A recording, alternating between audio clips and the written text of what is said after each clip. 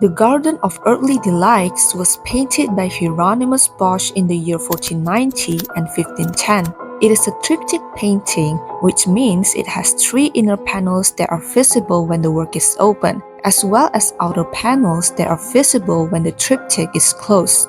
When the triptych's wings are closed, it shows a greenery globe of the earth, and it is believed to represent the world during its creation. Specifically, the third day of creation when God created dry land and plants on earth.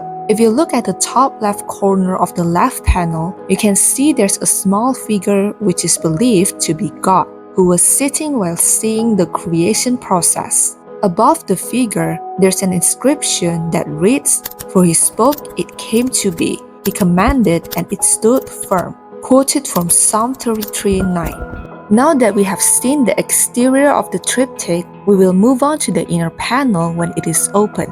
The inside of the work contains heavenly and hellish imagery, revealing a narrative of human action and its consequences in chronological order from left to right.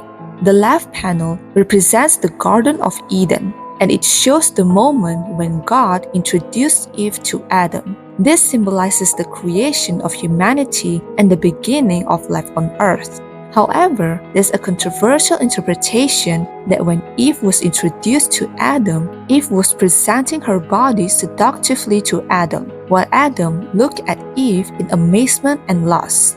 Another controversy is the fact that the Garden of Eden contains strange and fantastical animals like unicorns. There are also animals that appear to be hybrids, which are blending features of different species. Many historians stated that Bosch's portrayal of the Garden of Eden is contradicted by the book of Genesis, and it showed that humanity was already doomed from the beginning. Moving on to the central panel, which is described as the Garden of Earthly Delights. This panel is the most famous and complex part of the painting, where we can see many groups of nude people involved in weird activities and enjoying earthly delights and pleasure without fear of the consequences. Some of the activities seem playful. However, others also seem rather erotic and sexual, making the scene both alluring and dangerous. Just like the previous scene, this panel also involves a variety of real and imaginary animals like hybrids, such as fish with human faces or birds with human features participating in human activities. Also, some animals interact with humans in unusual ways like humans riding giant birds and fish. Then there's one scene where a group of humans engage in a ritual around a pool with animals like horses, birds, and other exotic animals joining them. Besides animals, it is shown that humans also engage with fruits and plants. We can see that fruits like berries and strawberries are scattered throughout this panel. It is believed that these fruits symbolize pleasure and lust. In conclusion, the central panel of this painting shows the chaotic scene of humans and nature where humanity easily falls into temptation and sinful pleasures. The last and final panel of the triptych is the depiction of hell, which is filled with scenes of suffering and punishment. This panel is dominated by dark and eerie landscapes, which is so different from the bright and fantastical atmosphere in the central and left panels. This panel is also filled with graphic scenes of mutilation where humans are harmed in brutal ways. One of the most striking punishments in this panel is the use of musical instruments as tools of torture. Musical instruments are usually symbols of harmony, beauty, and creativity. So it is a bit odd that Bosch decided to view them as tools for inflicting pain and suffering.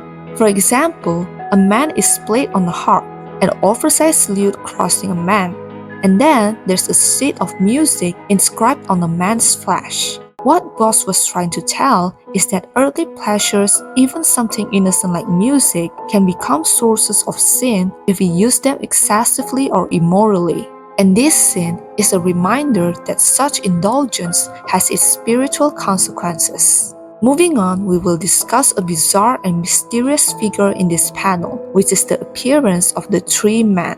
It showed a hollow and cracked tree-like body of a man that contains a tavern where people are gathered drinking and gambling. The head of the tree man is seen gazing back towards the viewers with a melancholic expression. The tree man's hollow and cracked body symbolizes the spiritual emptiness of humanity when they fell into sin. Then, the tavern inside the tree man's body telling us how humans continued doing sinful pleasures despite the ruin surrounding them. What Bosch is trying to tell is that human often remains blind to the consequences of their sinful actions that lead to their downfall.